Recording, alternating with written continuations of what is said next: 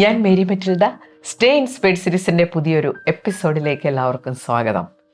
Nagging എന്ന് കേട്ടിട്ടുണ്ടോ? ധാരാളം കേട്ട് കാണുമല്ലേ. ചില മഹാന്മാരുടെ ജീവചരിത്രത്തിൽ നമ്മൾ അവരുടെ നാഗിങ് ഭാര്യമാരെക്കുറിച്ച് കേട്ടിട്ടുണ്ട്. റിലേഷൻഷിപ്സിൽ ഏറ്റവും പ്രശ്നം ഉണ്ടാക്കുന്ന ഒരു പ്രവൃത്തിയാണ് ഈ നാഗിങ്. വളരെ അടുത്ത ബന്ധങ്ങളിൽ നമുക്ക് മറ്റേയാളെക്കുറിച്ച് ഒരുപാട് പ്രതീക്ഷകളുണ്ടാവും. അവർ ചെയ്യുന്ന ചില കാര്യങ്ങൾ നമുക്ക് ഇഷ്ടപ്പെടാതെ വരാം. നമ്മുടെ ഇഷ്ടത്തിനനുസരിച്ച് അവരെ നമ്മൾ മാറ്റാൻ നോക്കും. അങ്ങനെയുള്ള സാഹചര്യങ്ങളിൽ നമ്മൾ വളരെ നിർദോഷമായിട്ട് ചെയ്യുന്ന ഒന്നാണ് ഈ നാഗിങ്. അവരെ ശകാരിക്കില്ല, ശിക്ഷിക്കില്ല, പക്ഷേ നിരന്തരം അവരെ പല കാര്യങ്ങളും ഇങ്ങനെ ഓർമ്മപ്പെടുത്തിക്കൊണ്ടിരിക്കും, നിർദ്ദേശങ്ങൾ നൽകിക്കൊണ്ടിരിക്കും, ചോദ്യം ചെയ്തുകൊണ്ടിരിക്കും, അവരെ ആകെ സമ്മർദ്ദത്തിലാക്കും. നമുക്കറിയാം, നാഗിങ് ലൈഫ് പാർട്ട്നേഴ്സ് ഉണ്ട്, നാഗിങ് പാരൻസ് ഉണ്ട്, നാഗിങ് ഫ്രണ്ട്സ് ഉണ്ട്.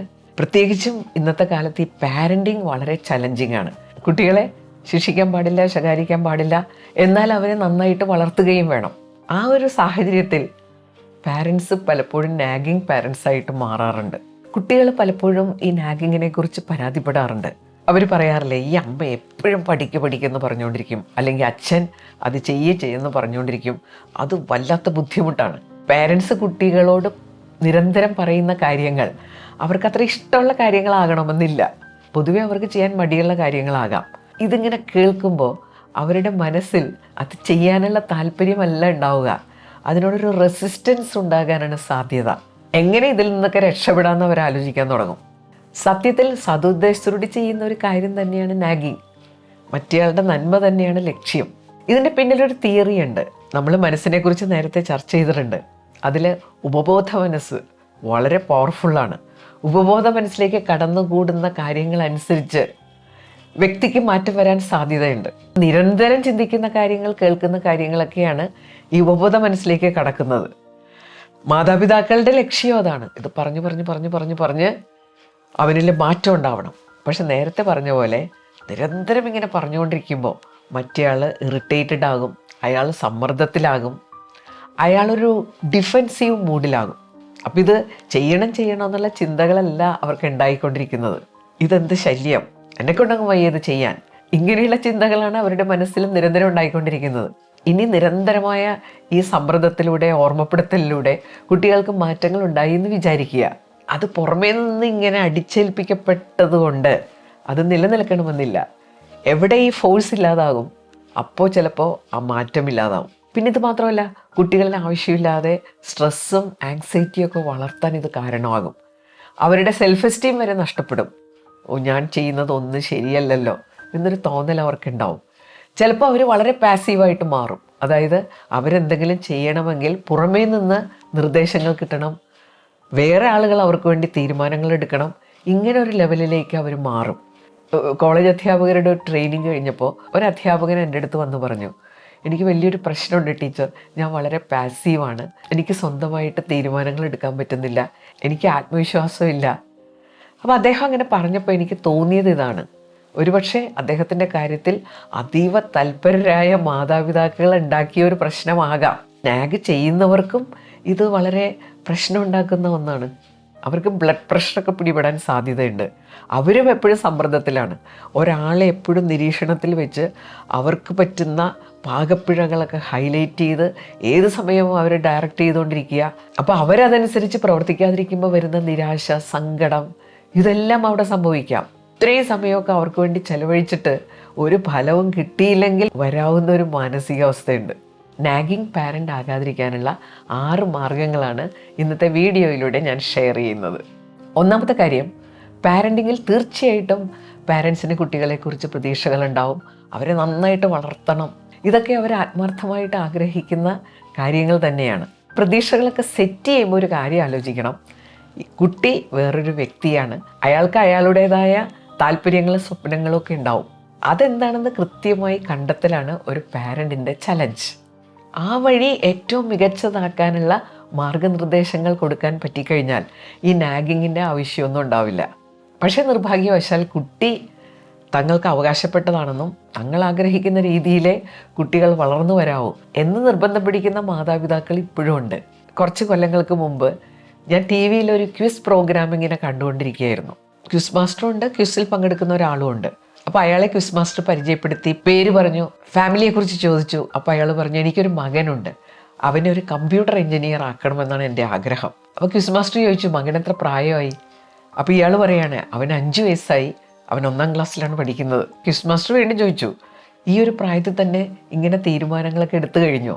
അപ്പോൾ അയാൾ മറുപടി പറഞ്ഞത് എന്താണെന്നോ, എനിക്ക് ചെറുപ്പത്തിലെ കമ്പ്യൂട്ടർ എഞ്ചിനീയർ ആകണമെന്ന് വലിയ ആഗ്രഹമായിരുന്നു, അത് നടന്നില്ല. ഇനി എൻ്റെ മകനെ കമ്പ്യൂട്ടർ എഞ്ചിനീയർ ആക്കുക, അതാണ് എൻ്റെ ലക്ഷ്യം. ഈ ലോകത്ത് എന്തെല്ലാം സാധ്യതകളുണ്ട്.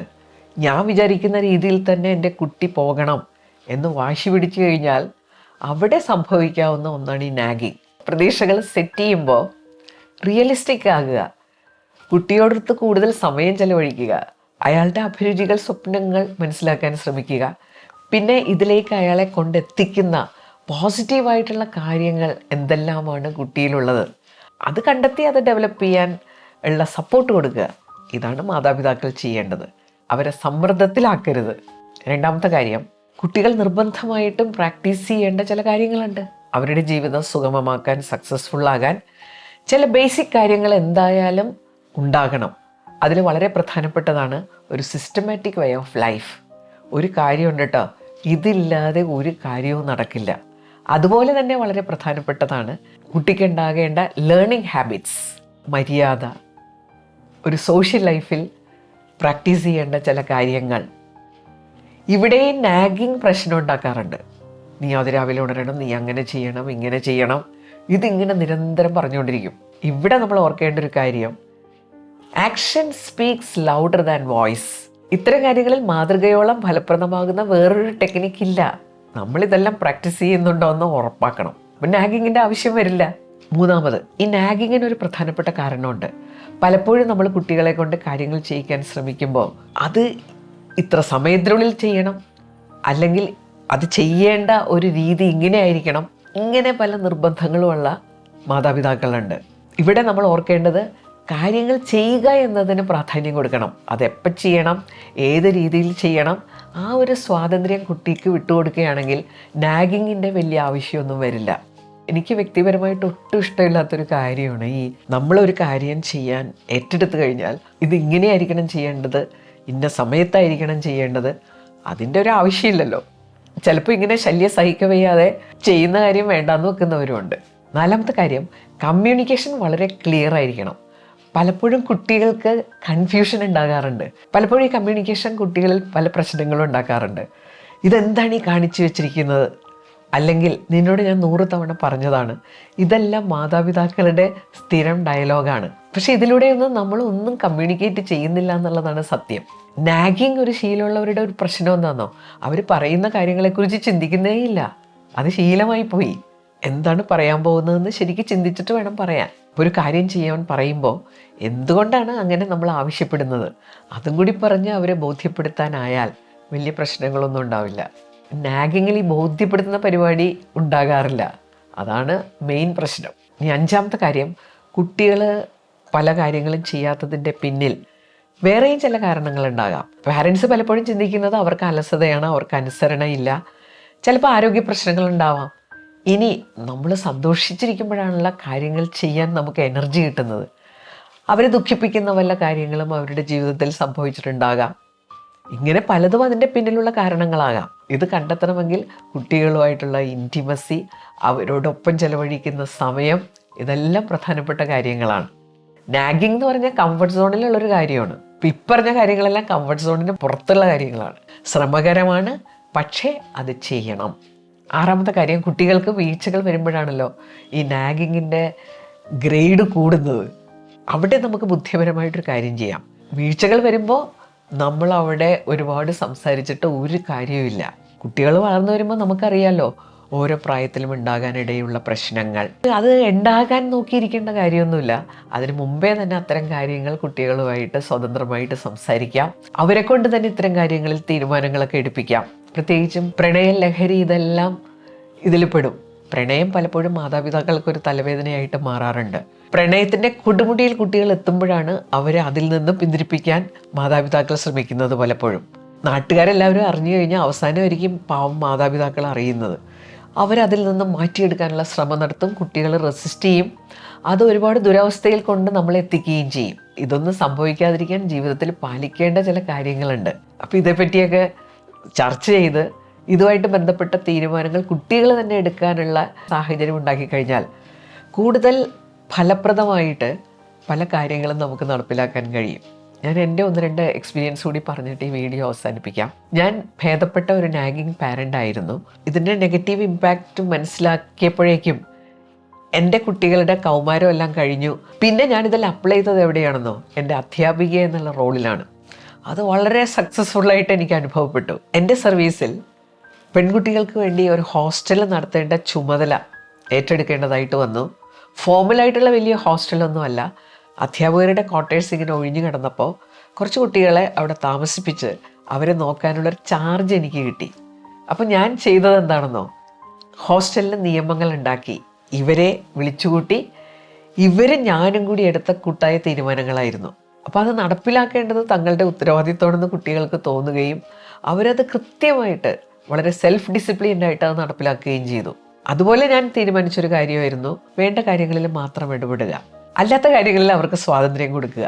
അതുകൊണ്ടുണ്ടായൊരു ഗുണം എന്താണെന്നറിയാമോ? നമ്മൾ പറയുന്ന കാര്യങ്ങൾ അവർ നടപ്പിലാക്കുക. കാരണം വളരെ ആവശ്യമുള്ള കാര്യങ്ങൾ, നമുക്ക് ഗുണം ചെയ്യുന്ന കാര്യങ്ങളിലെ ടീച്ചർ ഇടപെടൂ എന്നുള്ള ഒരു വിശ്വാസം അവരിൽ ഉണ്ടാക്കാൻ സാധിച്ചു. ഒരിക്കൽ ഞാൻ കുട്ടികളെയും കൊണ്ട് തെന്മല ഡാമിൽ പോയി. അതൊരു ഇക്കോ ടൂറിസം സെൻ്ററാണ്. ബോട്ടിങ് നടത്തിക്കൊണ്ടിരുന്നപ്പോൾ കുട്ടികൾ വലിയ ഒച്ചപ്പാടും ബഹളമൊക്കെ ഉണ്ടാക്കാൻ തുടങ്ങി.